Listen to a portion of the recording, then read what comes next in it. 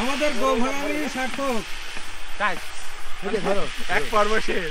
আমাদের গোভাগানি সার্থক। আমরা ডাউলের সম্বুরা দিয়ে ডাল রান্না করে, সম্বুরা তেলের জাহাজ জলের ভিতরে ডুবে গেছে।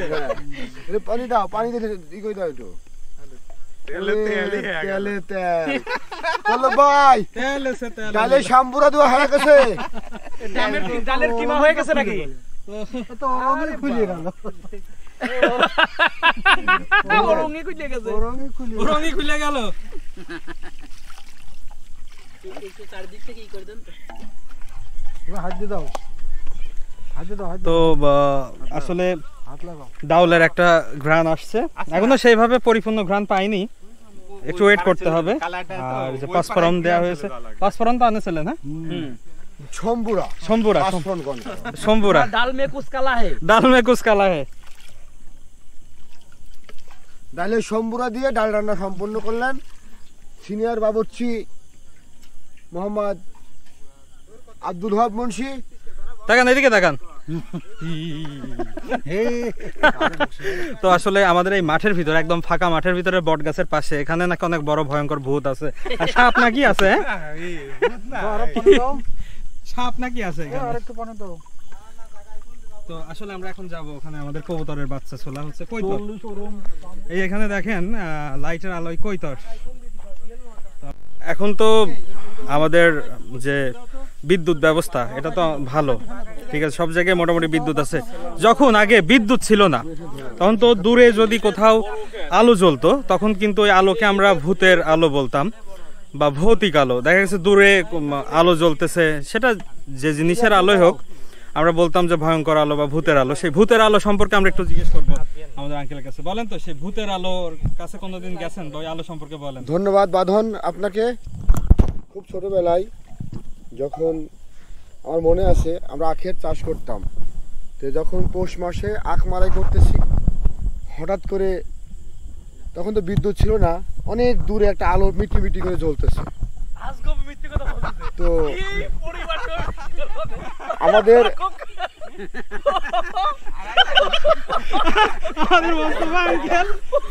বলতেছে এটা পরিকল্পিত মিথ্যা।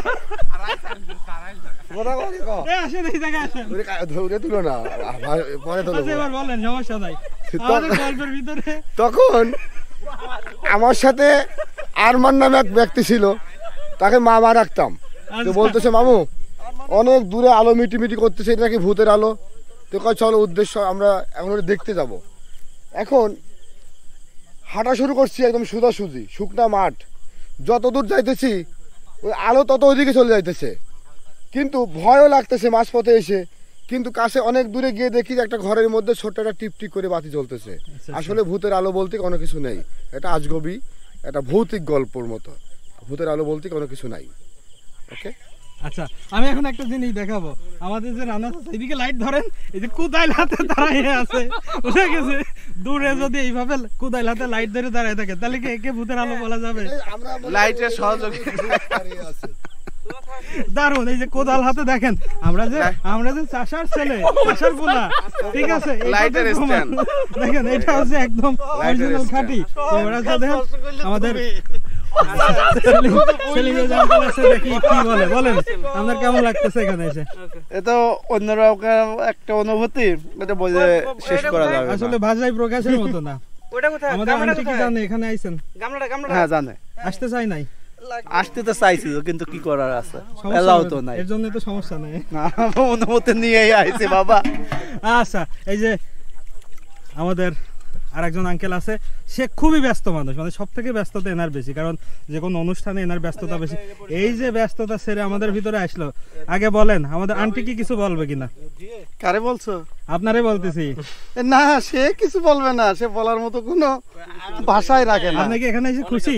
ইনশাআল্লাহ খুশি বলেই তো এখানে আসছে। আচ্ছা আচ্ছা, তো এই রাজু কেমন লাগতেছে? আমাদের কবুতর, আসলে রাজু না হইলে কবুতর ম্যানেজ হইতো না। ওকে অনেক অনেক ধন্যবাদ কবুতরের জন্য, আসলে অনেক কষ্ট করেছে কবুতরের জন্য। এই যে আমার মামা। তো আমরা এখন আমাদের জিহাদ ভাইয়ের কথা শুনবো। তো কি অবস্থা, কি অনুভূতি? হ্যাঁ আলহামদুলিল্লাহ অনেক ভালো লাগতেছে, আসলে অনেকদিন পর এরকম একটা মানে অনুষ্ঠান করতে পারতেছি, এবং এই যে একটা অভিজ্ঞতা কবুতরের বাচ্চা মানে চামড়া সহ মানে মানে পশম উঠানো হচ্ছে, ঠিক আছে, আসলে এটা অনেক কষ্টের, তারপরেও মজা লাগতেছে। বাড়িতে ধন্যবাদ। কি করেন? বাড়িতে আসলে কবুতর নেই তো, মাঝে মাঝে যদি কিনি তারপরে এই চামড়া রাখা হয় না আর কি। মুরগির হ্যাঁ মুরগির চামড়াটা পরিষ্কার আসলে করেন? করাই? হ্যাঁ করা তো লাগেই মাঝে মধ্যে। আসলে বিবাহিতদের এটা তো করা লাগবে, ঠিক আছে। যারা ব্যাচেলর আছে তাদের আসলে এখন স্বাধীনতা। আমাদের সোহেল ভাই, ও সোহেল ভাই বলেন কি বলবো? ভাবি কেমন আছে? আলহামদুলিল্লাহ। এটা তো যে চামড়াই আর কেমন লাগতেছে আপনার অনুভূতি ব্যক্ত করেন? আর অনুভূতি নিয়ে তার ব্যক্ত করবো কি? অনুভূতি নাই, আমাদের সোহেল ভাইয়ের অনুভূতি শূন্য। তার মনের ভিতরে না আছে সাদা রং, না আছে রঙিন রং, সে একদম ডার্ক ওয়েবে চলে গেছে। তো না ভালো লাগতেছে। মোহাম্মদ আব্দুল মুমিন ভাই আছেন, ওনার থেকে আমরা শুনবো তার মতামত, অভিব্যক্তি। এই আলোটা আছে কেমন হবে লাগতেছে না। বলো? ওই ভালো দিকটা তো লাগতেছে। আর ওই যে দূর দূরান্তে সব চাকরি বাকরি করে অনেকদিন পরে কাছে পাইছি, অনেক পুরাতন স্মৃতি উচ্চারণ হচ্ছে, ভালো লাগতেছে। আর এই মাঠের ভিতরে এরকম গো ভাগানি করা ছোটবেলায় ওই দূরিতে করেছি সবাই মনে তো। পড়ে না, এটা মনে হচ্ছে আমার এই বয়সে এসে এরকম একটা গো ভাগানি বা পিকনিকে অ্যাটেন্ড করতে পারে আমি নিজেকে ধন্য মনে করছি। গো মানে গরু, স্মৃতিতে চলে যাচ্ছে। আর ভাগানি মানে কি? গরু ভাগ খাতে আইছে আমরা। কবুতর ভাগানি হলো, এই গো কবুতর ভাগানি ভাগানি। নাকি গরু না? এই গো ভাগানি মানে নাকি গরু না? গরু ভাগ, আমরা কি গরু ভাগ খাতে? আমরা তো কবুতর ব্যাখ্যাটা ভাগ। কিন্তু বুঝি নাই। আচ্ছা কবুতর ভাগই হলো। কই তোর ভাগানি? রঙ্গিলা কইতর, হ্যাঁ? ফাইনালি এখানে আসলে হ্যাঁ, এই দেখেন এটা হচ্ছে, আর এখানে কিন্তু আমাদের রুবেল বাবা, কামরুল হাসান রুবেল বাবা, সে কিন্তু ডাউল রান্না করতেছে। ডাউল কিন্তু ফুটতেছে, ডাউল অলরেডি ফুটে গেছে, সে শুরু থেকেই রান্না এই হেল্প করছে। আর এখানে আমাদের গোলাম মোস্তফা আঙ্কেল আছে, তিনি কিন্তু সহযোগিতা করছেন এখানে নানাভাবে। তো বলেন আপনার কি অনুভূতি? আসলে গত 3 দিন আগে আমরা যখন একটা ঐতিহ্যপূর্ণ অনুষ্ঠান করি, সেটা হচ্ছে খেসারির ফল সিদ্ধ। ওই দিনে আমরা একটা সিদ্ধান্ত নিই যে আমরা অ্যাজ সুন অ্যাজ পসিবল একটা গো ভাগানি করব। সেই পয়লা বৈশাখে গো ভাগানি করব, এবং ওই গো ভাগানি করার উদ্দেশ্যই আমরা আজকে এখানে হাজির হয়েছি। এখানে আমাদের সমমনা যে লোকগুলো আছে, এখানে জুনিয়র আর সিনিয়র এখন আর নাই, এখন আমরা বলবো আমাদের সমমনা যে লোকগুলো আছে আমাদের অত্র এলাকায়, সেই লোকগুলো নিয়ে হাজির হয়েছি। এবং আজকের মেনু তো বলা হয়েছে সাদা ভাত, কালাই ডাল, আর হচ্ছে কবুতর রান্না। আশা করি ভালো জমবে।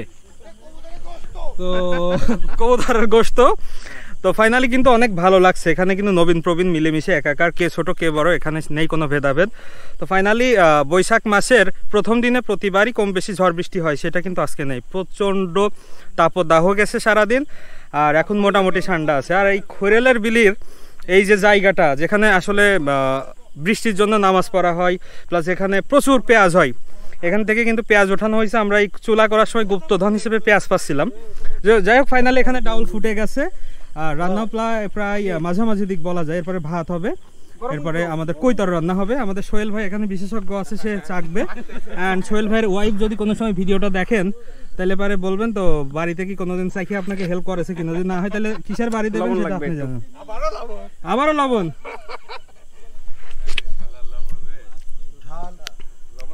ঝাল ঠিক আছে, মানে আমার কাছে ঠিক আছে।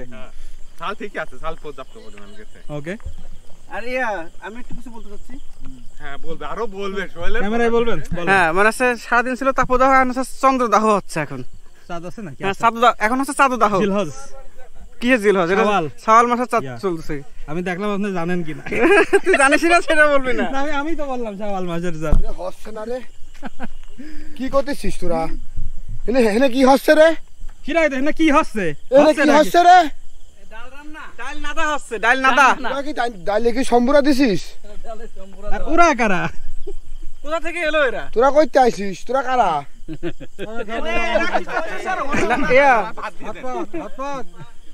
লবণ না দিলে চলবে না। দেখি আঙ্কেল কি মতামত দেয়। ডাল চাহিয়ে দেখ। হনে ওরা কি করতেছে আর হেনে ইরা কি করতেছে? মাশাআল্লাহ, আলহামদুলিল্লাহ, ডালে সম্বুরা দিছে এখন লাগবে কি? এবং অনেক স্বাদ লাগতেছে। নুন কি লাগবে? আর নুনও লাগবি না, ঝালও লাগবি না, তেলও লাগবি না। সোহেল ভাই বললেন যে নুন লাগবে, আপনি তো গরু জিবে। না না, ভাতের সাথে খাইতে গেলে একটু লাগবে না। ওকে, তো বিষয় হচ্ছে আপনারা কেউ থাকবেন নাকি? না নবন আছে আপনি বলেন, আপনার রান্না করতে নবন আছে পাতে খাবি। গো ভাগানিতে আপনার রান্না করার অনুভূতি? রান্না করার আমার খুব কষ্ট লাগতেছে। আমি এখন আমার বন্ধুর বিয়ে, মেয়ার বিয়ে দিয়ে আসলো, সেই বিয়ের অনুষ্ঠানে খাই আমি অসুস্থ। তারপর এখন তোদের পাল্লাই ভরি, আমার যা কষ্টটা হচ্ছে তার প্রতিবাদ না। এখন কি বলবো, ইনি নিজেও ডাক্তার, থাকেও ডাক্তারের ওখানে, তার জীবনটাই ডাক্তারি করতে করতে যাচ্ছে। তিনি এখন অসুস্থ। আসলে অসুখ ডাক্তার বলে কথা না, যে কারোর হইতে পারে। আর খাওয়াটার থেকে কষ্টের মনে হয় কোনো কিছু নাই। ফাইনালি দেখি এখানে কত দূর। এখনো বিয়ে করেননি? বল পায় না ওই শালা আবার নাই বল আছে গাই আমার বল না তাইলে আমার সম্বন্ধে বিয়ে নাই, সে বাইতে ঘুরিয়ে যায়, তোর কোনো কাম নাই। ওহে বিয়েন কাল আসলে বরাবর গল্প করো। তোমার তো খবর দিলাম চুদির ভাই, তোমরা ভারী সুদাও, গল্প তুমি জানো, তোমরা ভারী সুদাও। আমি যেতে পারলাম না, তাই নাই? তা কি সন্ধ্যের সময় বিয়েন বোধহয় রাত 8টা 9টা বাক্সে হইছো, 9টার দিকে বাড়ি গেছে। ভাই হবে নি, ভালো হইতো তাহলে। এরি এই কি জবাই হয়ে গেছে ও কি কবুতর কবুতর। আমরা এখন স্মৃতিচারণ শুনবো। আমাদের যে আজকে গো ভাগানিটা হচ্ছে, এখানে কিন্তু কবুতর পরিষ্কার করতেছে আমাদের আঙ্কেল। তো তার কাছ থেকে তার স্মৃতিচারণটা শুনবো। এটা যত সম্ভব 1990-91 সালের দিকের ঘটনা। বলেন। হ্যাঁ, ধন্যবাদ বাঁধন। আমার কাছে একটা স্মৃতিচারণ শুনতে চাচ্ছ? আমি আমার এক স্যারের স্মৃতিচারণ করছি। তোমরা চিনতে পারো আব্দুর রহমান, আমাদের রহমান স্যার বলে আমরা ডাকতাম, চৌরঙ্গি হাই স্কুলের স্যার। তা ওনার বিভিন্ন চারিত্রিক বৈশিষ্ট্য ছিল। নিয়মিত মুড়ি খেতেন, উনি পকেটে মুড়ি ভরতেন। বাড়ি থেকে, বাড়ি হচ্ছে এই যে আমাদের বল্লভপুর পূর্বপাড়া যে ঈদগাহ আছে, ঈদগাহর অপোজিটে, এইখান থেকে পকেটে মুড়ি ভরে নিয়ে বেলতলা বাজারে প্রতিদিন সকালে যেতেন। প্রতিদিন সকালে চা খেতে যেতেন বেলতলা বাজারে। মুড়ি নিয়ে, যে মুড়ি আর চানাচুর তার প্রিয় খাবার ছিল, সে ওইখানে যে চা খেতেন। তো স্যার আমাদের ইংরাজি বিষয় পড়াতেন। স্যারের একটা স্মৃতি আছে আমাদের সাথে। একদিন আমরা স্যারের কাছে প্রাইভেট পড়ছি, আমার এক বন্ধু মোস্তাফিজুর রহমান মোকা, পূর্বাশা বাড়ি, পূর্বাশা পল্লী জননী, মকবুলের ছোট ভাই আমার বন্ধু। এখন আমরা দুজনই এবং আরো অনেক স্টুডেন্ট ছিল। তো এক স্টুডেন্ট মাস হয়ে গেছে, রহমান স্যার বলে, এই পলাশ, তুই তো টাকা দিস নে, 1 মাস গড়িয়ে যায়, আরেক মাস পড়িয়ে গেল, এখনো তুই টাকা দিলি নে। এরপর স্যার আমার আব্বার কাছে টাকা চাইছি। আব্বা বলেছে যে, তো স্যার তো আমার কাছে দোকান বাকি করেছে,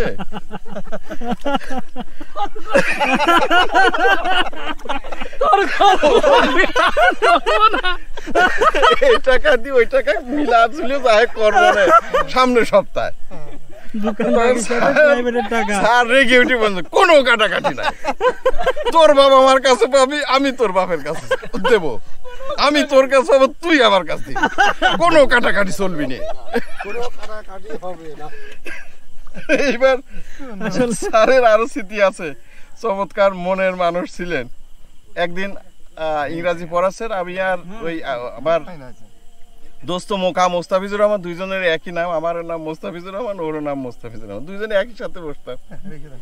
তো ও আর আমি এক জায়গায় বসছি, স্যার পড়াচ্ছে, আমরা দুইজন হাসাহাসি করছি। এইবার উঠে এসে স্যার আমার বেদ দিয়ে মারছে, একবার বাম হাতে, একবার ডান হাতে। তা আমি আবার খাতা দিয়ে এইভাবে ঠেকাচ্ছি। ঠেকানোর পরে সে শুরু করে, হারামজাদা, আমার মার ঠেকাস, জানিস না আমি কাউন্সিলের বড় খেলোয়াড়, এই দিকে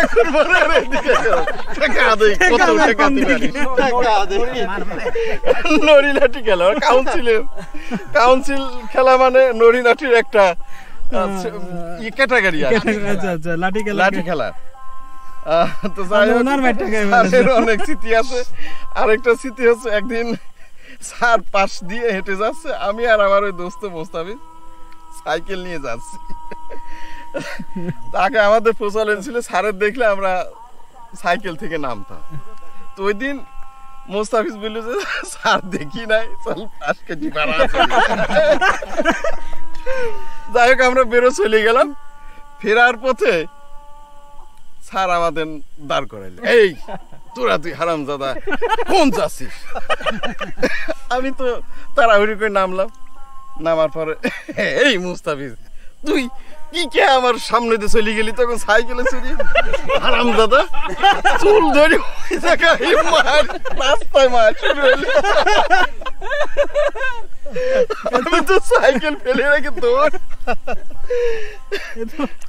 আজব মানুষ এইসব ঐতিহাসিক স্মৃতি স্যার এরকম করেই বলতো কথা হ্যাঁ এরকম করে কথা বলতে এই এই তোরা চেঁচাচ্ছিস কি করতি ভাই পকেটে তার মুড়ি থাকতো সবসময় রহমান স্যার সব সময় তার মুড়ি থাকতো মুড়ি আর চানাচুর তার ঐতিহ্যবাহী সাইকেলের কথাটা তবে তার প্রিয় খাবার ছিল চানাচুর